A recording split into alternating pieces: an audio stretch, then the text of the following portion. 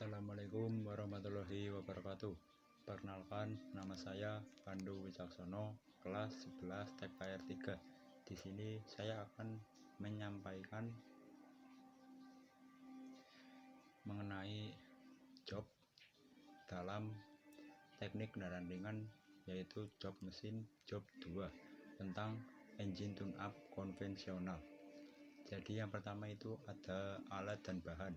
Pertama caddy tool 2, yang kedua manual service atau BPR mesin serika, terus ada hidrometer, ada baterai tester, timing light, failer gauge.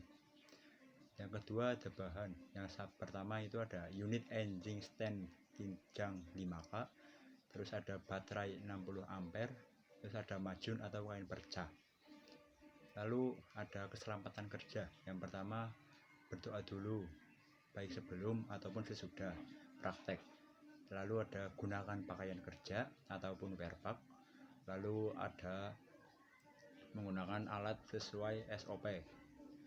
Ya, jadi pertamanya itu ada memeriksa baterai, yang yaitu hasil setelah saya meriksa yaitu baik, tidak ada cacat ataupun kekurangan. Standarnya itu tidak ada kekurangan. Yang kedua, periksa terminal baterai, yaitu bagus, tidak berjamur, standar, tidak berjamur ataupun tompal. Yang ketiga, periksa ketinggian elektrolit baterai, yaitu hasil pemeriksaan standar di bawah upper, di atas lower, standar di tengah antara upper dan lower. Kesimpulan dari yang tadi saya telah sampaikan yaitu baterai dalam kondisi baik dan siap digunakan. Ya, lanjut ada tegangan baterai. Standarnya yaitu 12 volt. Setelah saya periksa yaitu 12,2 volt. Kesimpulannya baik. Lalu ada periksa berat jenis elektrolit baterai menggunakan hidrometer. Standarnya 1260 sampai 1280 mili, dan hasil pemeriksaannya yaitu 1130 mili. Kesimpulannya lemah ataupun rusak.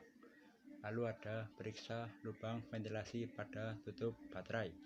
Cara pemeriksaan diambil dahulu, lalu dilihat dengan satu mata, juga dilihat sampai tembus cahaya dan tiup supaya terasa.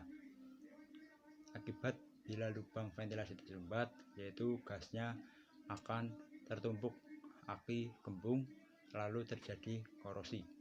Lalu ada pemeriksaan menggunakan tester, hasil pemeriksaan replace ataupun diganti.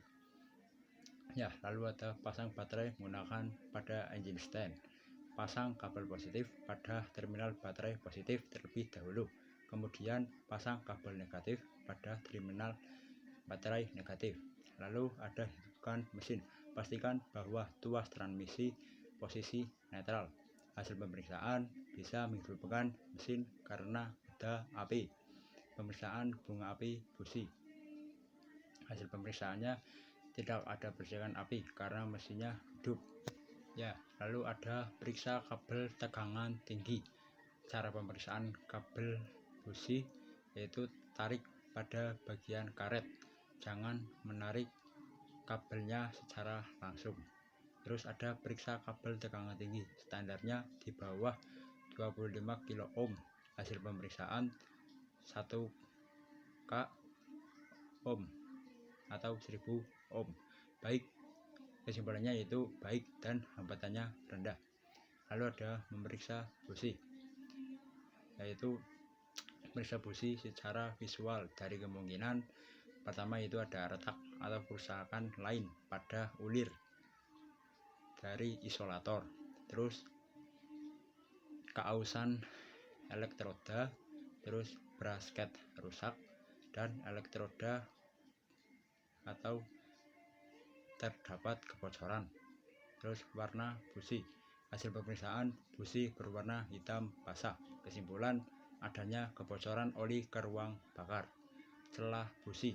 Yang pertama silinder 1 0,8 mm, silinder 2 0,50 mm, silinder 3 0,8 mm, silinder 4 0,7 mm, standar 0,7 mm. Kesimpulan, ada yang tidak sesuai standar. Ya, lalu ada posisikan kunci kontak ke on dan cek apakah terdapat tegangan. Hasil pemeriksaannya 12,9 volt. Lalu memeriksa koil pengapian. Tahanan kumparan primer standar 1,3 sampai 1,6 ohm. Hasil pemeriksaan 0,8 ohm. Lalu ada tahanan kumparan sekunder standar 10,7 sampai 14,5 ohm. Hasil pemeriksaan 7,5 ohm atau setara 7500 ohm. Kesimpulan, kedua kumparan tersebut dalam kondisi baik karena rendah hampatannya. Lalu pemeriksaan tutup distributor dari rotor. Kemungkinan 1. Retak, cacat, berkarat, terbakar atau lubang kabel kotor. 2. Terminal elektroda terbakar, pegas bagian tengah lemah. Hasil pemeriksaan baik, tidak cacat. Kesimpulan, tutup distributor dalam kondisi baik atau tidak cacat. Lalu ada governor advancer, putar rotor searah jarum jam dan kemudian dilepas. Rotor harus segera kembali. Hasil pemeriksaan, rotor sesuai arah jarum jam dan dalam kondisi baik. Kesimpulan, rotor dalam kondisi baik dan tidak ada tanda kerusakan. Vakum advancer, hisaplah selang ke vakum advancer dan perhatikan dudukan platina harus bergerak. Hasil pemeriksaan, setelah selang dihisap, dudukan platina bergerak, kondisi vakum baik dan tidak cacat. Kesimpulan, semuanya dalam kondisi baik dan tidak cacat. Lalu ada periksa dan style celah platina standar 0,45 mm, celah blok 0,45 mm dan celah blok udara 0,2 sampai 0,4 mm. Hasil pemeriksaan, celah blok 0,45 mm, celah udara 0,4 mm. Lalu ada periksa dan style timing pengapian. Waktu pengapian mesin 5K, yaitu KF 21 sama dengan 50 derajat sebelum titik mati atas dan sama dengan 5 derajat tambah 20 derajat sebelum titik mati atas. Hasil pemeriksaan, setelah puli diputar 8 derajat, kabel distributor relatikum. Lalu ada pemeriksaan sudut duel.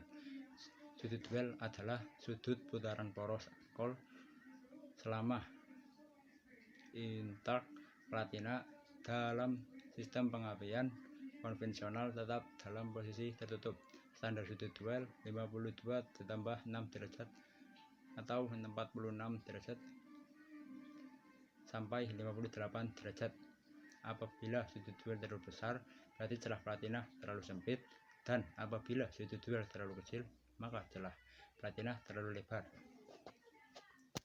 Ya, lalu ada standar pengapian yang diukur menggunakan timing lag, yaitu 8 derajat sel titik mati atas pada RPM 800. Lalu standar pengapian saat diperiksa, yaitu 8 derajat sebelum titik mati atas pada RPM 850. Hasil pemeriksaan pengapian di 10 derajat sebelum titik mati atas. Lalu identifikasi sistem bakar konvensional, aliran udara masuk, karburetor.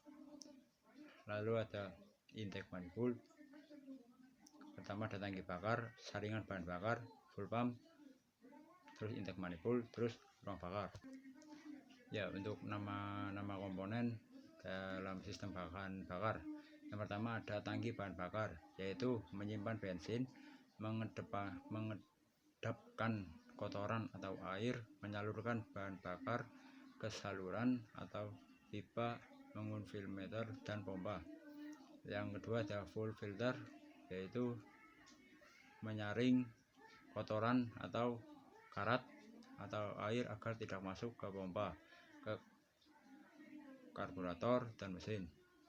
Full pump yaitu memompa bensin dari tangki karburator dengan debit atau tekanan yang cukup sesuai kebutuhan mesin. Lalu ada karburator, mencampur udara dan bensin dengan perbandingan yang tepat atau AFR dalam jumlah campuran sesuai bukaan throttle, idle, akselerasi, juga beban. Ya, jadi untuk kesimpulan dari saya mengenai job 2 yaitu engine tune up konvensional, artinya semua komponen-komponen itu kondisi baik atau pada umumnya, tapi juga ada yang dalam kondisi kurang baik ataupun tidak bagus. Ya, cukup dari saya. Terima kasih. Sekian. Wassalamualaikum warahmatullahi wabarakatuh.